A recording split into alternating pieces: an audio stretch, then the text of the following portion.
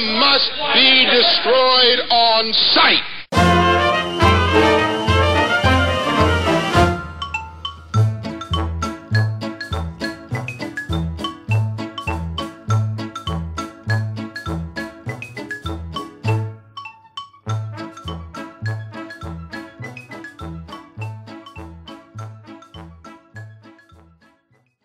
Welcome to the Must Be Destroyed on Sight, a movie podcast.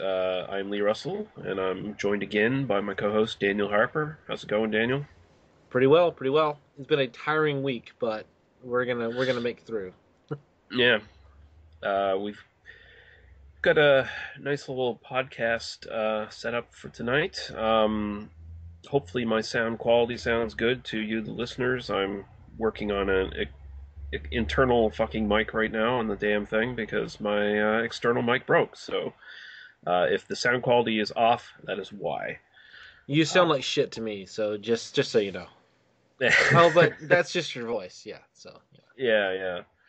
I want to start by saying we actually have comments.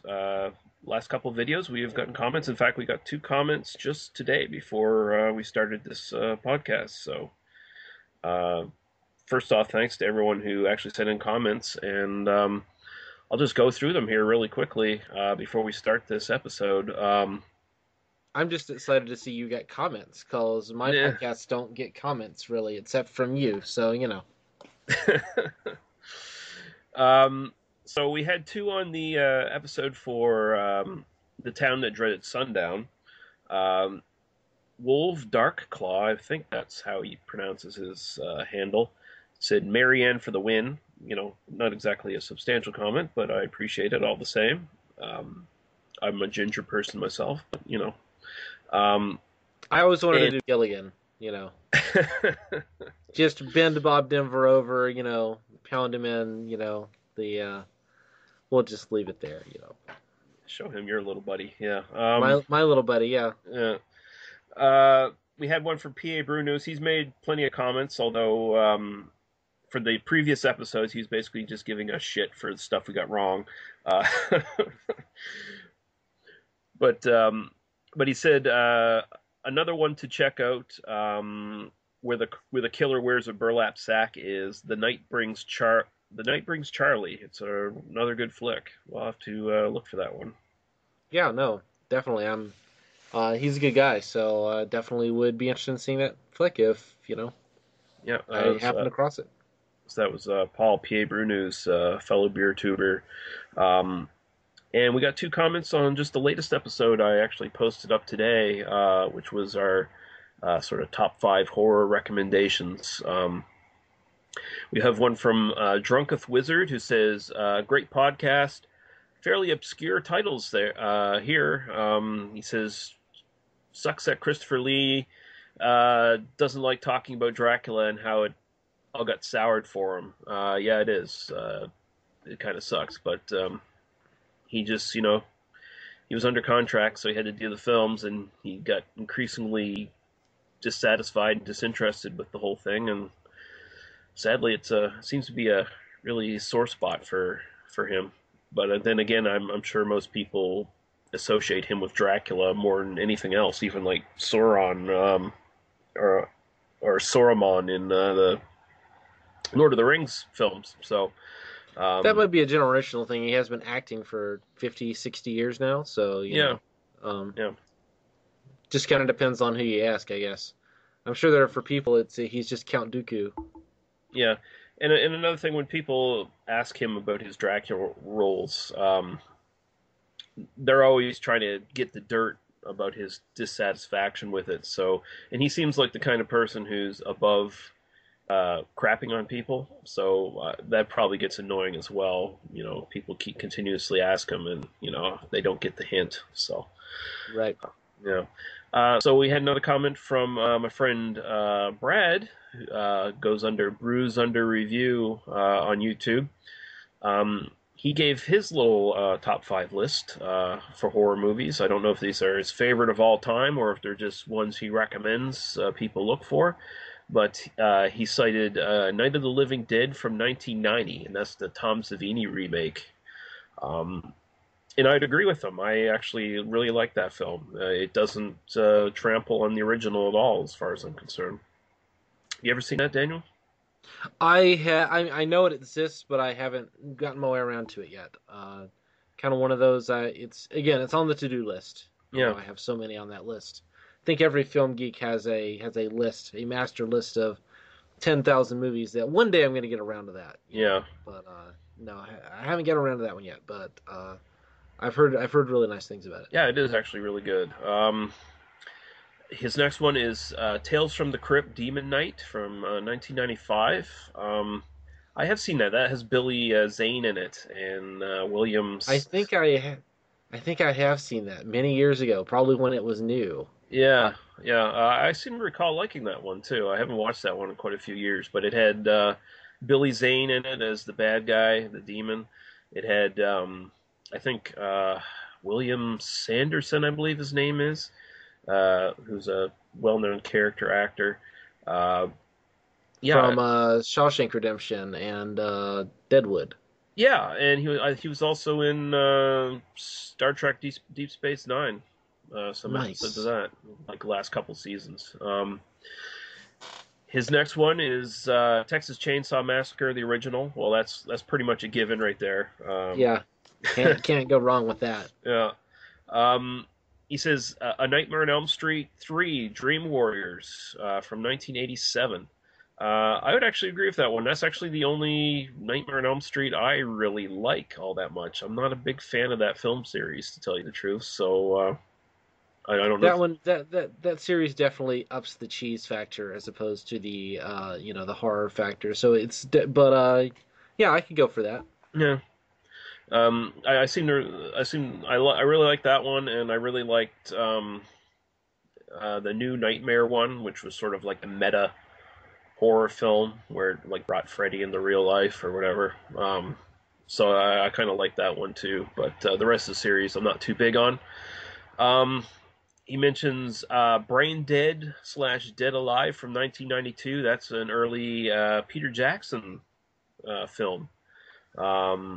Back when he was doing sort of schlocky gore films instead of serious artistic stuff, Right. Yeah. That probably still has the record as probably being the most bloodiest film ever made. It is sort of a horror comedy, but there's just one scene where he's fighting zombies and he uses basically a lawnmower to chop up zombies. He's swinging it around. So, and there's a lot of fucking blood in that one. Sounds awesome. Yeah, but yeah. Yeah, again, I feel bad about even being on a horror episode just because my knowledge of classic horror movies is so limited. But yeah, no, Dead Alive is definitely on that master list of one of these days I'm going to work my way around to that. Yeah. But yeah, that was his list. Thanks a lot, Brad. Good list as far as I'm concerned. I'm just amazed there wasn't any Porky's 3 on it because everybody knows that's this. I thought it was Porky's. Just recycling that joke. I thought it was Porky's 2 before. Was it Porky's 2? Yeah. They're both really scary. I mean, let's be real here. It's really a subjective question. Porky's 2 is the more boring one though because it has less tits in it. And that's true. And a lot of racism as well. Yeah. Well, that it's an 80s sex comedy, so Yeah. So we'll get to the meat of this episode here, unless you have anything else you want to say, Dan. Not at all. I'm ready to. I mean, I just like to thank anybody for commenting and asking questions and correcting us where we make mistakes, which I'm sure are mostly on my end, because of the copious amount of research I do before I do these episodes. So I'm sure it's mostly on my end, and I apologize for making mistakes. But I do like it when people do respond, even if it is just to tell me I'm an idiot. So yeah, the more feedback, the better. And we'll actually get to later at the end of the episode. We'll talk about how you guys can get in touch with us. But until then, we'll start off here. This is going to be basically top 5 sci-fi movies, and this was a topic suggested by Dan. So we're going to do the same thing we did in the previous top 5 thing, where it's the old Siskel and Ebert thing, where we each give our take our turns giving our list as we count down. And since you gave the topic, Dan, we'll start with your number 5 on your list.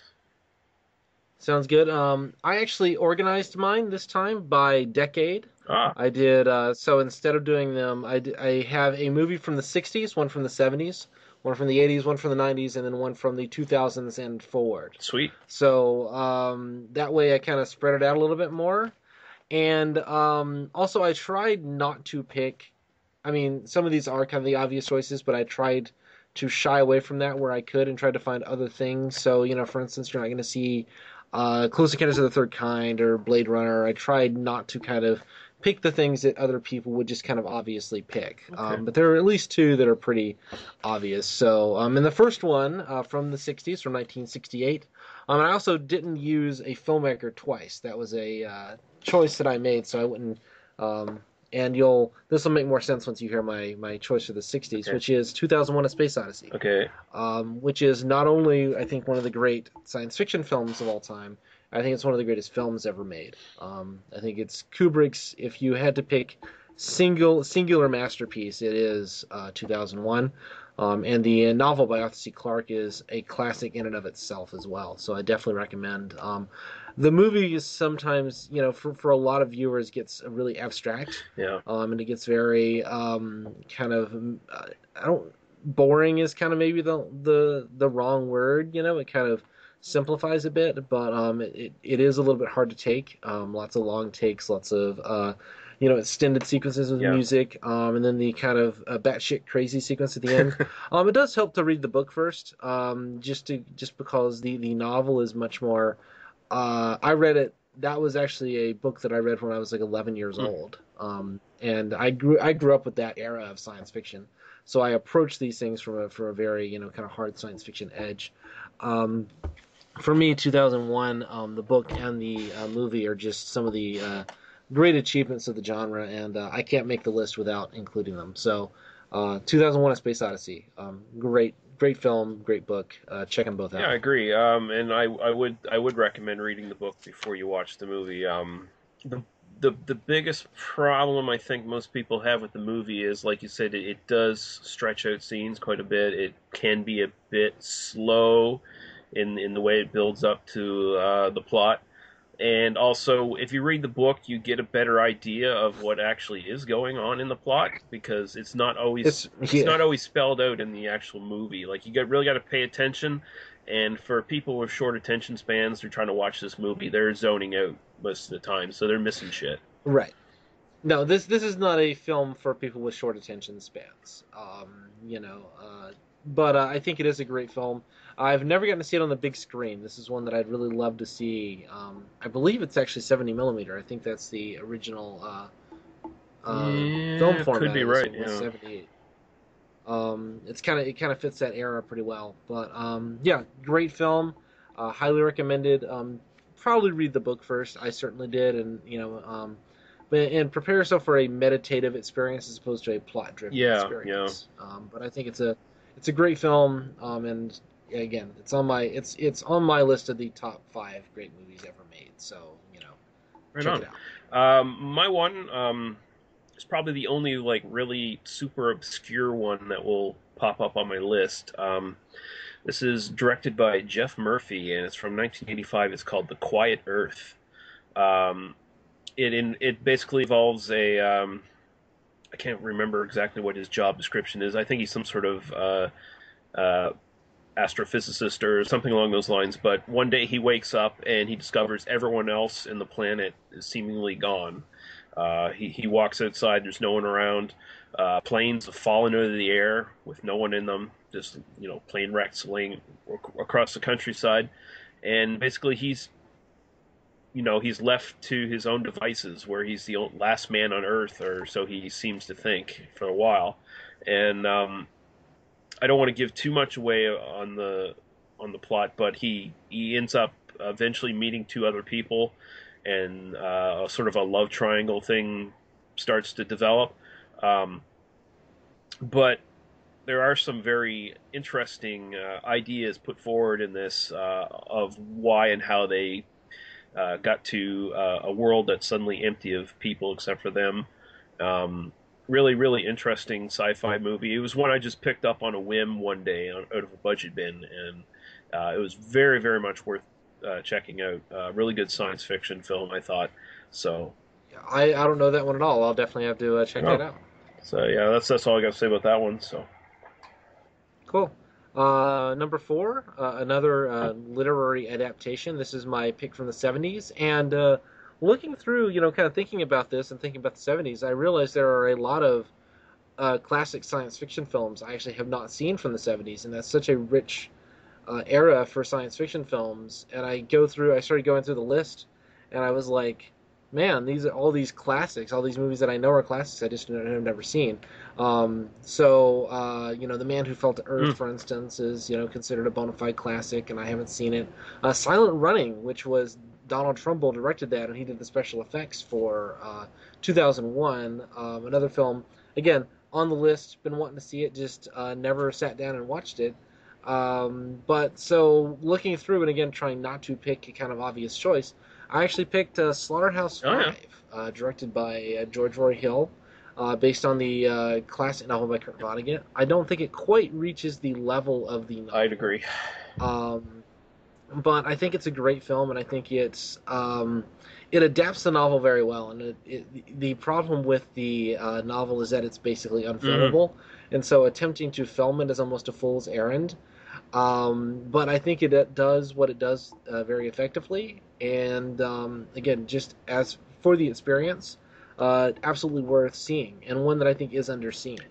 I think Guillermo del Toro or somebody was going to do a version of Slaughterhouse 5. So like kind of had that on his like list of like, oh, I'm gonna make Slaughterhouse 5, and it kind of got announced, and then nothing ever happened. He better not make that before he makes At the Mountains of Madness. That's all I have to say, Oro. Yeah, no, it may not have been Del Toro. I want to say it was, but it was a filmmaker, something of that caliber, someone of that caliber that I kind of saw attached to it at one point. But George Roy Hill, also the director of Butch Cassidy and the Sundance Kid. And Funny Farm, the 1986 Chevy Chase vehicle, which is an underrated film in and of itself. George Roy Hill, I actually didn't know him until I read the great William Goldman book, Adventures in the Screen Trade, and he talks a lot about the making of Butch Cassidy and the Sundance Kid, and talks a lot about George Roy Hill as this giant among directors. And I'm like, I don't know this guy's work, and I started like watching through, and I'm like, this guy's a really good director, and Slaughterhouse 5 is one of his better works, so definitely worth checking out if you haven't seen it. Again, if you're going to either read the book or watch the movie, you should really read the book, but the film is worth watching on its own merits. Yeah, I agree. The book is considerably better, but I think the film holds up pretty well. I haven't watched it in a lot of years, but the couple times I have watched it, I went away from it liking it, not finding it lacking in really any regard that I can remember. So definitely a good one to check out. Yeah.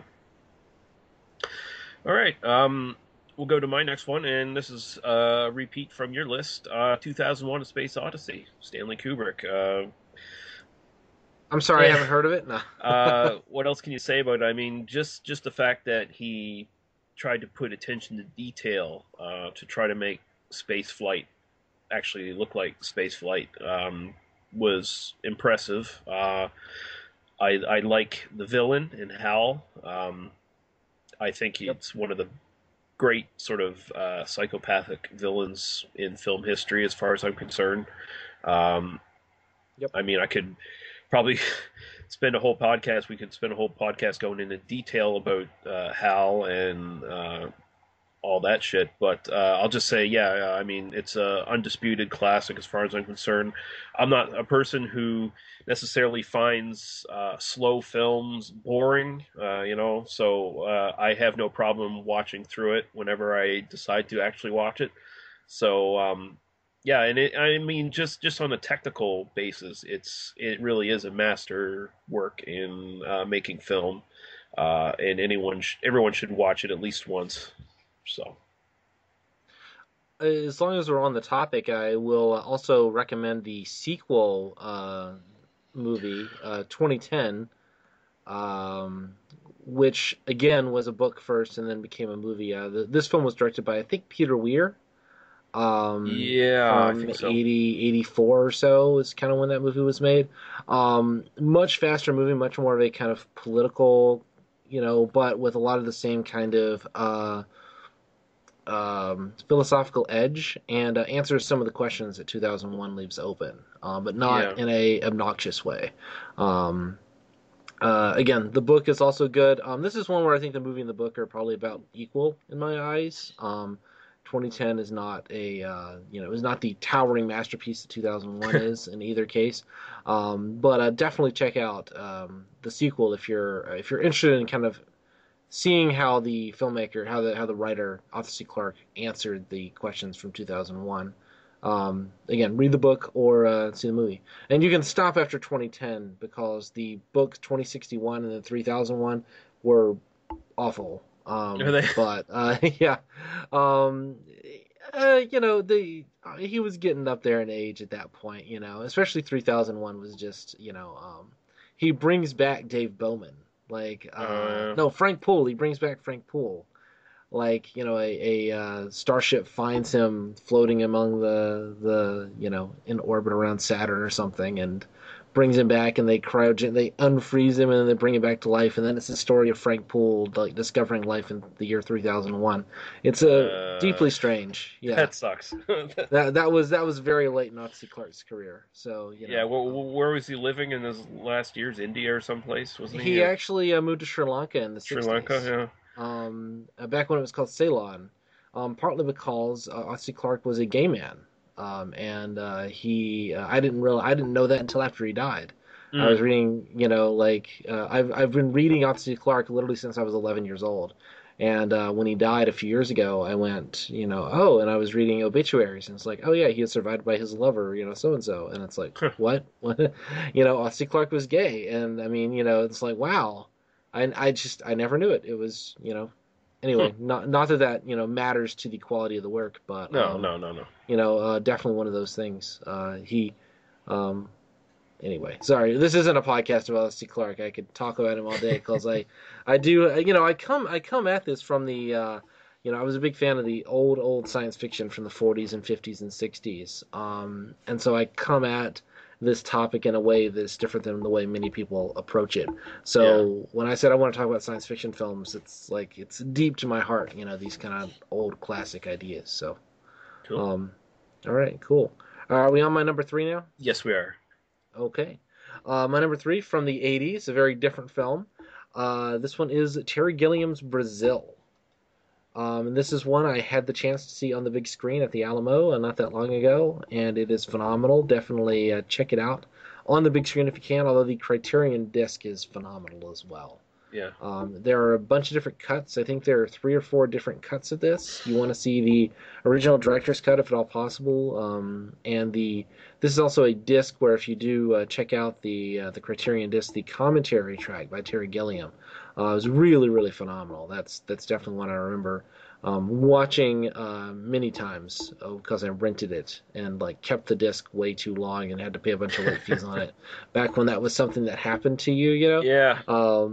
But I think I ended up paying like $40 for this disc. I could have just bought it, but Terry Gilliam's Brazil, dystopic, slightly comic, feature film.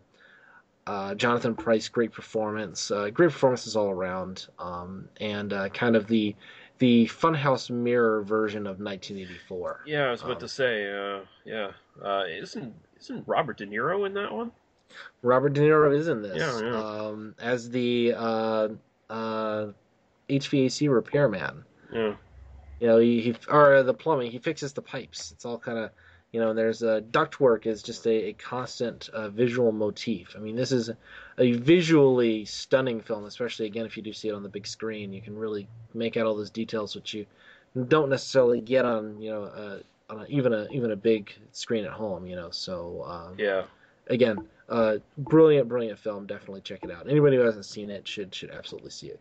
Yeah, I agree. That is a great film. It really is sort of like sort of a twisted, almost like expressionist version of 1984.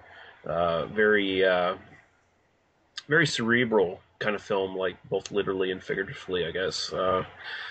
When you get to the ending of the film.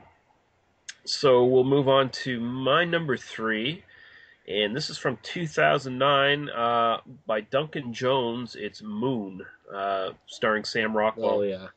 I fucking love this film. Really love it. It's the best science fiction film I've seen in probably 20 years or more. I think it's definitely... It's up there. I think it's definitely probably one of the few that really sticks out in the last 20, 30 years.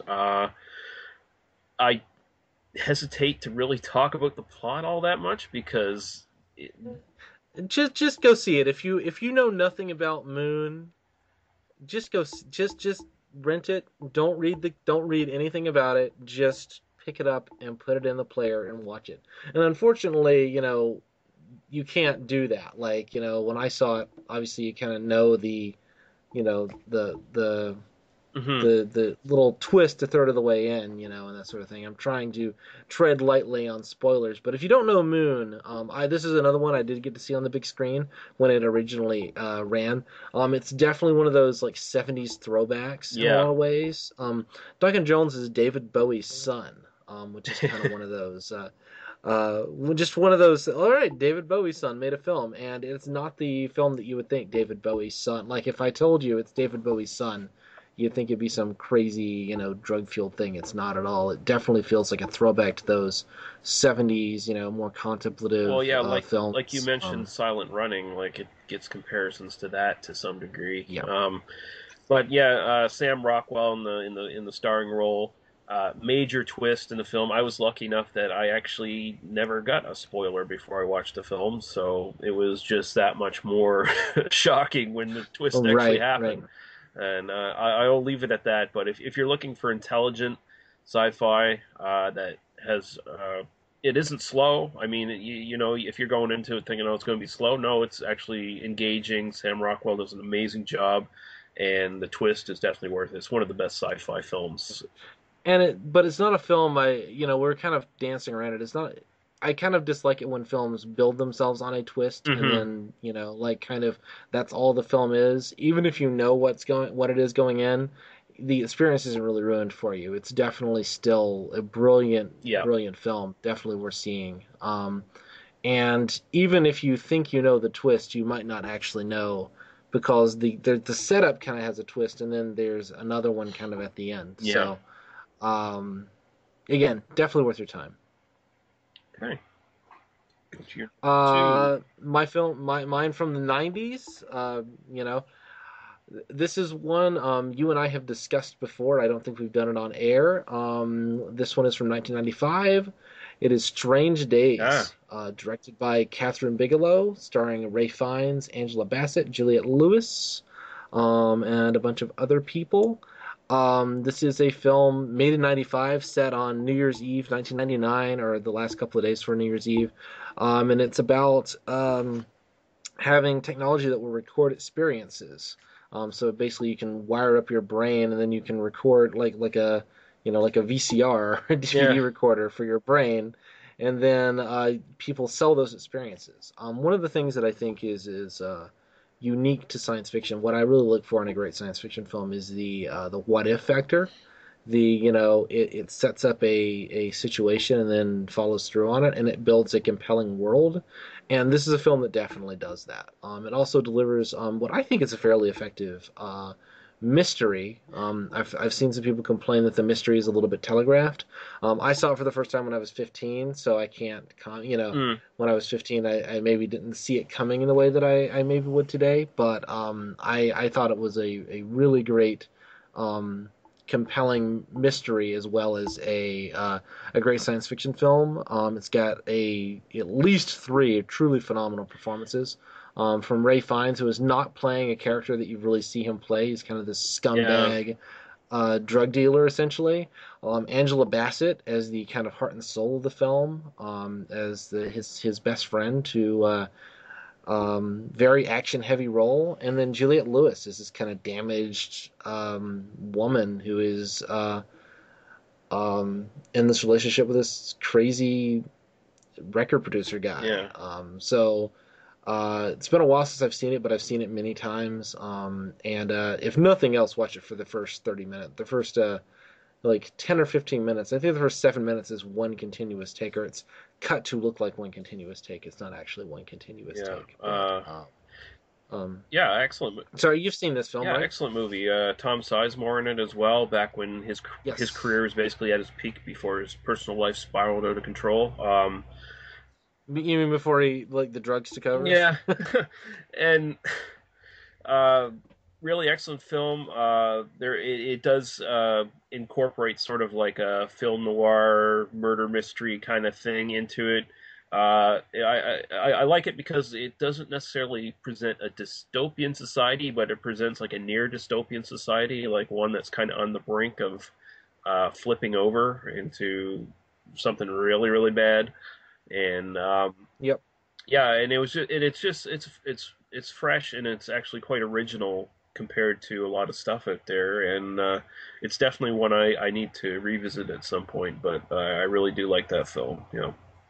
Yeah, there aren't a lot of films really like Strange Days. I mean, that's one of the things I like about it is that it's kind of it is kind of many different things at the same time. Yeah.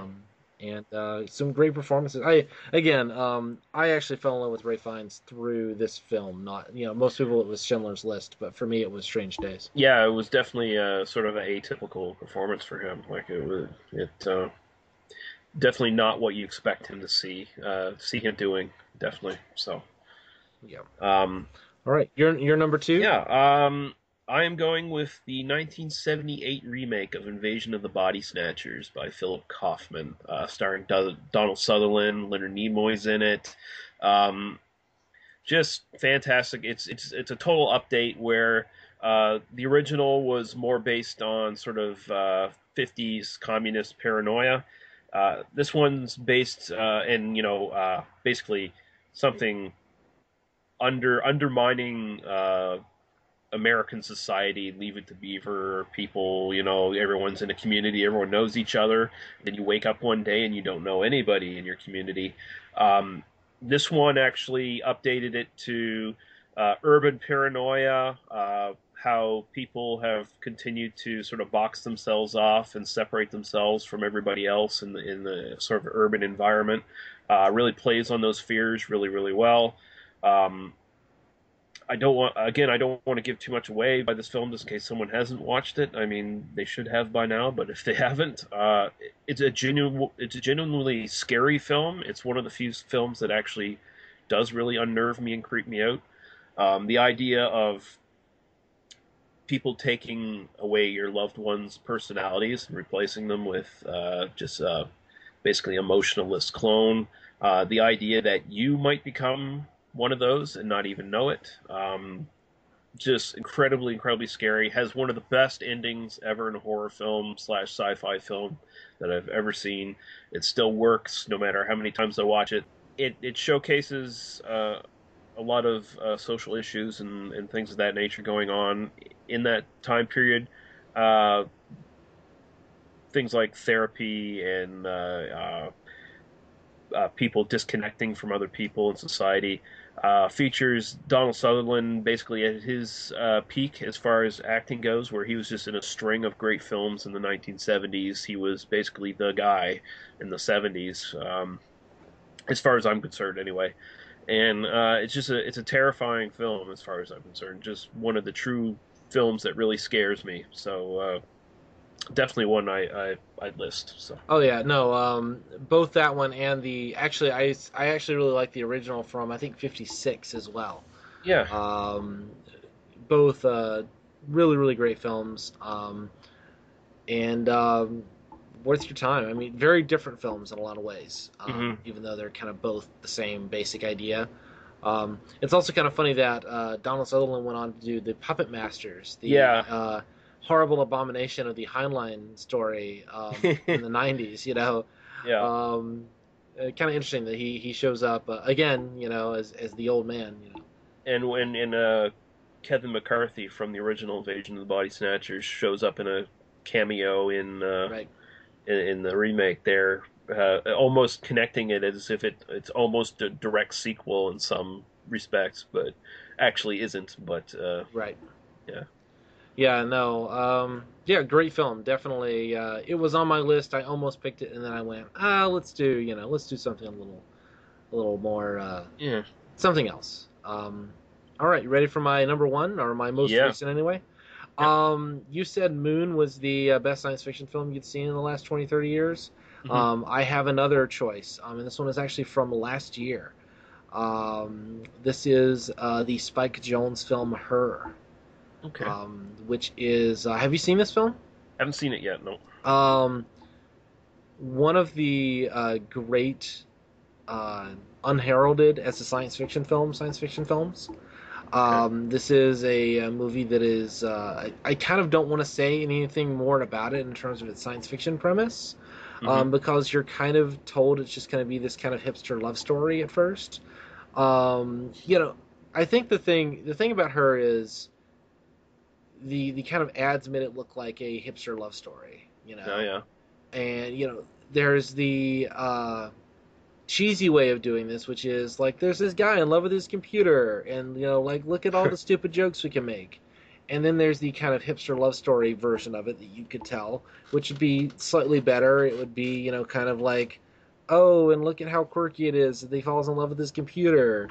And then there's the way where it just takes itself completely seriously, and it sets it into this world and like actually follows through on the consequences of what that would be and what that would be for these two individuals. And one of the things that I love about it is that the character, the computer Samantha, hmm Scarlett Johansson, is a fully formed character in this film. Huh. And you don't necessarily realize that until fairly late in the film. I think that it has some really interesting things to say about relationships and the way that we build relationships in the modern world.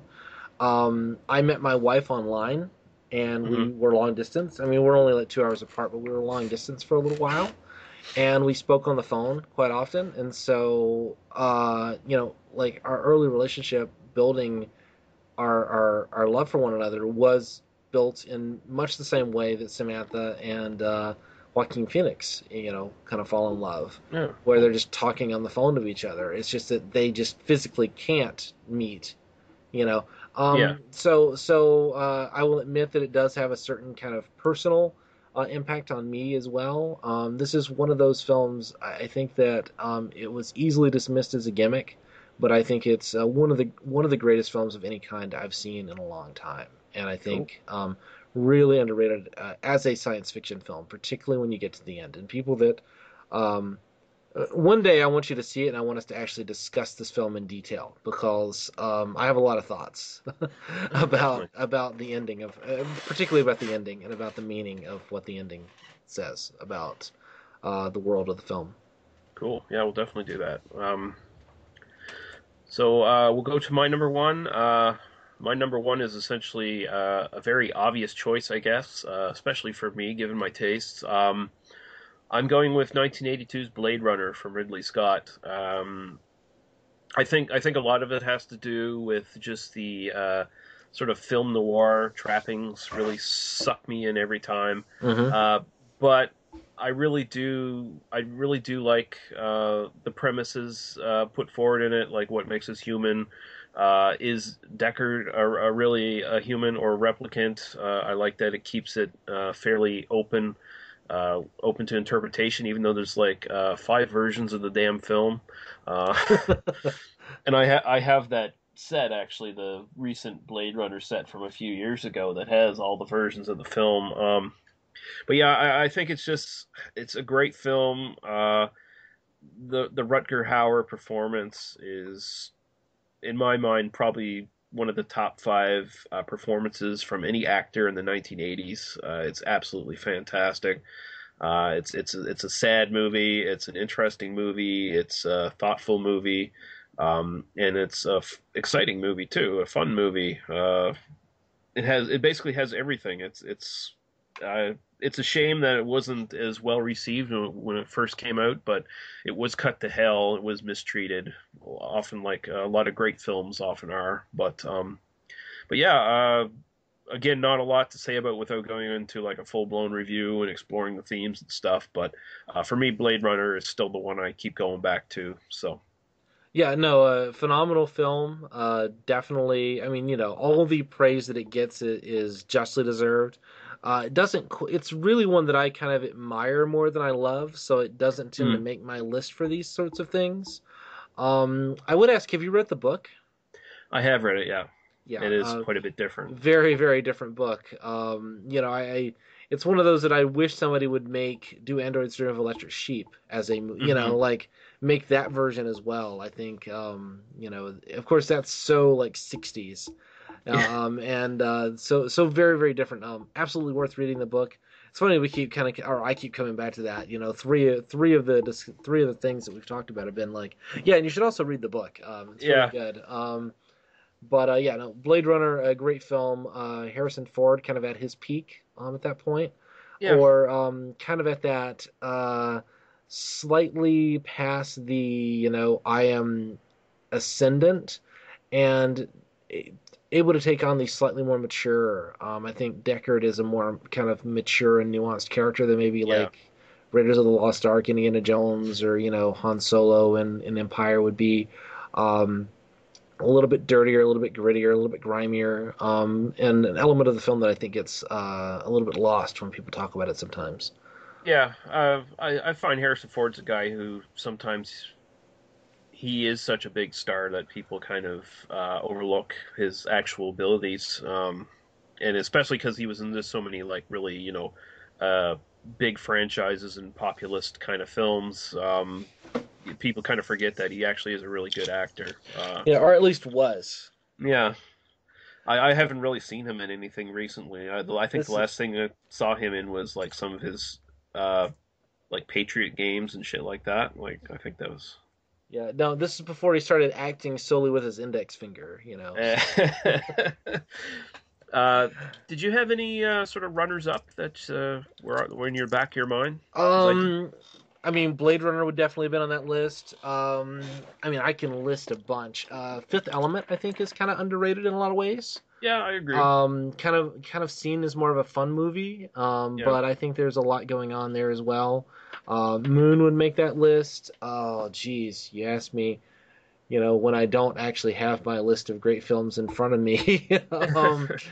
So many. Dark City, honestly. Yeah, Dark City. I avoided listing that one just because we reviewed it. But. Just because we talked about it so recently, it's not. You didn't want to bring it up again. If we expand it to kind of science fiction fantasy a little bit broader, I think the Lord of the Rings films would fit that for me. I think that. In terms of big budget world building films, I think particularly the first one, Fellowship, is just truly phenomenal. Yeah, that's a case where I actually like the movies better than the books. I think that I don't disagree with you on that. I think the books have their charms and the movies have their charms, and they're very different. But I do think that the film is a better experience than the book. Sorry, I'm talking about fantasy now instead of science fiction. What did you have? Oh, The Incredibles. Can we count The Incredibles? Yeah, The Incredibles, definitely. That's one of my favorite superhero movies. No. Mind. I mean, are we going to count superhero movies? Because then, I'd say. Well, they're all sci-fi technically, as far as I'm concerned, pretty much. I was trying not to do kind of the big blockbuster films as well. Yeah. But obviously the Avengers would kind of make that list. Yeah. I was actually looking at again films from the '70s, the original Richard Donner Superman. Yeah. Like if you wanted to call that science fiction, that's phenomenal stuff. Sorry, I'm a little bit rambling. You kind of asked me out of the blue there to kind of name some. I'm actually Yeah. looking at my DVD shelf and kind of looking at like what did I miss? The World's End. Oh yeah, Uh, yeah. That's from one we should. I think last year was a really really nice kind of science fiction film. Yeah, that's one we should definitely review at some point. Definitely. Yeah. Yeah. Did you have anything on your list that didn't that you weren't gonna talk about or? Yeah. I had a few runners up here that I was just thinking about. Uh, John Carpenter's They Live from 1988. I'm Um, surprised you didn't list that actually. yeah, it probably would have come at like number six if I was doing like a Sure. top 10 list, right? Um, Fantastic film. Actually, I think it's probably after The Thing. I think it's actually probably his best movie after The Thing, and then I'd Yep. say like Halloween, and then go from there. But very very good film. Deceptively smart film. It kind of knocks you over the head like, oh, this is going to be a big dumb action movie. You got Roddy Piper here, pro wrestler, saying really cheesy kick ass lines, but in reality, there's a lot of deep stuff going there. Basically, Republicans from outer space. Oh, right. Yeah, but Yeah. love that film. Um, Another John Carpenter one I would mention, of course, would be The Thing. I think I kept that off my list because that one is more explicitly horror than Right. sci-fi. And sometimes you do kind of get into that realm of like, well, is it more horror? Is it more, but we kind of take a big, Yeah. net for these. The thing is also based on a great John Campbell short Hmm. story from 1935, I think. Yeah. Yeah. Who goes there? Who goes there? Which is again a really great short story. That if you're interested in the genre, you should absolutely read it. Um, Yep. Particularly the And roots of the genre. I Um, think even the original Thing from Another Planet that's a remake of is a good film as yeah, well. it's been made a couple of times, so Yeah. again, worth checking out a lot of this old stuff. I think that it's funny to, I keep wanting to go back to the roots. What is the, where did this start? Kind of, Hmm. stuff that people maybe have heard of it but haven't seen. I really like telling people to go back and check out some of this stuff from the 50s and 60s that maybe or even the 70s that maybe doesn't seem as exciting as it might be today. Really before science fiction films became blockbusters, the Yeah. stuff before Jaws. Go Like check out Westworld or go check out yeah. what's God the Sean Connery on a moon and is it Outland? Outlands. Yeah. Outland, yeah, yeah. Really not a great film, but absolutely worth seeing. Yeah, that was High Noon, basically set in space. Right, Like, right. um, Real characters, real, grungy kind of, so I'm just naming stuff I like now. yeah, um, yeah. No, I agree. Funny you mentioned like Westworld. Like people who have like watched Jurassic Park, go back and watch fucking Westworld and see where those ideas really germinated Well, and from directed Crichton. by Michael Crichton, Yeah, yeah, like, which is hilarious. But yeah, no, watching Westworld after Jurassic Park, you're like, man, he ripped himself off completely. yeah. He did. Yeah. Um, At least he didn't remake the Andromeda Strain again or something. Jeez. which they did remake a few Oh, years for ago. TV, For yeah. TV, yeah. Fuck, right. Another one, I think another one that's underrated, Dune, Dune, David yeah. Lynch. Another, kind of a bit of a crazy lost adaptation that was probably never actually going to be as good as the book. Yeah. The book is definitely the superior version of that because they changed some stuff and it's just kind of completely insane, but absolutely worth just visually very dynamic. Yeah, I think the problem with that is like the book and just the whole Dune series is just so incredibly thick and deep that you Right. couldn't do it in one movie. Like now, if they had never made it before and they decide we're gonna do Dune, they would do the same thing they did with Lord of the Rings, where they'd make a trilogy and then they'd release like the expanded versions on a Right. DVD set, right? I would actually go see that. Yeah, Yeah, no, that would be awesome. Actually, the first Dune novel, it's split into three parts that would make three really good movies. Actually, now that you're talking, yeah. I Unlike really The want to see Hobbit. this. Yeah, I have completely avoided the Hobbit films. Yeah, I loved the Lord of the Rings films. If they'd made one Hobbit movie and they said, okay, it's going to be done, and this is going to be a 2 hour movie, and then they said we're gonna make it 9 hours long, and I went, you can go fuck yeah, yourself, yeah. Pretty much. Um, They could have made The Hobbit in 2.5 hour, 3 hour movie at the most. But they decided, hey, everyone's doing trilogies. That's what sells. So we're gonna split it up and add characters in it that weren't in the original book. Although, I mean, to their credit, at least they added a female character. That's something Tolkien really was never big on doing. well, Tolkien, we don't need to talk about Tolkien and women and. The orcs is, essentially just like, look, they're savages from the Dark Continent, Yeah, Yeah, I think we're a little bit astray from our topic here, but yeah. I no, do have a really fun conversation. yeah. I do have just a couple more, and then we'll wrap up here. Sure, sure. No, I'm fine with chatting. I'm trying to wrap up your podcast, but I'll sit here and chat as long as you want. Don't worry. Right on. Uh, Ryan Johnson's Looper from 2012. Oh God, yeah, no, that's phenomenal stuff. Yeah, Again, another real science fiction film. When I originally suggested this topic, I said what I'm going to do is I'm going to find like the best time travel movie. I'm going to do the best like space travel movie. I'm yeah, going to do, and then as I kind of started collecting, I'm like, yeah, but I'd just rather pick five that I really love. yeah, But Looper is really, again, a really great science fiction film. It really kind of takes its premise and uses it well. Ryan Johnson, no,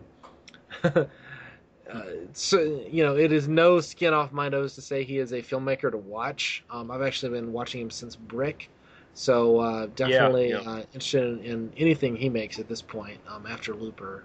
And he directed some episodes of Breaking Bad, which were Oh yeah. some of the best episodes of Breaking Bad ever were directed by Ryan Johnson. So yeah, definitely a Yeah. filmmaker to watch. And I have one other time travel film, another one with Bruce Willis in it. Strangely enough, 12 Monkeys from Terry Gilliam. Yep. Uh, One, I thought about that one, but I wanted to do Brazil more, so. yeah, yeah. And then the only other one I had on my runners up was another one that was a bit too much horror. So I had Alien from 1979, Ridley Scott. Yep. That one is like, okay, it is sci-fi, it is Lovecraftian, but it's a little too Lovecraftian, it's a little too horror, and it's also like too much haunted house on a spaceship kind of film almost. Right. So, It's a great film though. oh yeah, yeah, And definitely, it builds a world very effectively. And I think again, as long as we're gonna, James Cameron's sequel Aliens is also really very different and also very good. yeah, I agree. As long as we're talking James Cameron, I can't let that go without Terminator and Terminator 2. And that's Yeah, where the series ends. That's yes, it. I agree. I agree. Terminator 2 is actually probably one of those films that I've seen the most of all the films I've ever seen. I've rewatched that film probably 100 times. It is great. I mean, if it was like a top 10 list, that would probably be on it. Have you seen the trailer for the new one? I've avoided it. Oh my I, God! It looks like a direct to DVD movie. yeah, well, I didn't even see the third one. And then I Yeah, saw Salvation. Was that what that one was called? The Christian Bale yeah, one? that sucked. Yeah, really lame. Yeah, They're just milking the franchise. Like I they keep resetting shit, and it's like you don't need to. Part two is a good ending for the whole thing. like the whole thing ends with two. The Sarah Connor Chronicles was pretty good though. Was it? The TV series. Yeah, It had its moments. It was a little uneven, but it was a worthy successor. And I think that the world is interesting. I just think that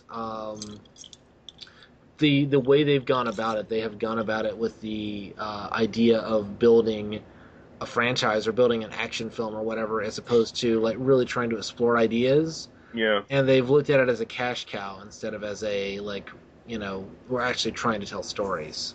So the first two Terminator films, and particularly the second one, I am deeply, deeply in love with the second Terminator film. Almost beyond a reason at this point. But the second Terminator film actually made me like a Guns N' Roses song. So, I mean, if a movie can do that, then it's got to be on a list somewhere at least. and Edward Furlong, come on. Yeah, his peak. I mean, I've seen him recently in some films, and he's looking a little worse for wear. He's definitely looking like twice his damn age. Yeah, well, that's how it goes. Yeah. I don't think I have anything else like on the tip of my tongue. I'm probably gonna turn this off and then kick myself for missing one. But yeah. There are other days to talk about science fiction films. Definitely. Okay, so I guess we'll do a little bit of wrap up here. First of all, Daniel, tell people where they can find you. I am on Twitter at Daniel E. Harper, spelled pretty much the way you think it should be spelled. That's probably the best way to get a hold of me these days. If you like me, listen to me talk about science fiction and meander on, I do have a Doctor Who podcast. You can find that at oispaceman.libsyn.com. That's oispaceman.libsyn.com. And I do that with my wife, and we sit and we talk about nerdy things a lot. So definitely check that out if you want to listen to my voice more. Right on. And so I've finally gotten around to getting a hosting service for the podcast. You're a big boy now. Yeah, I got out of my training diapers. We are now on Podbean. It is the URL is tmbdos.podbean.com.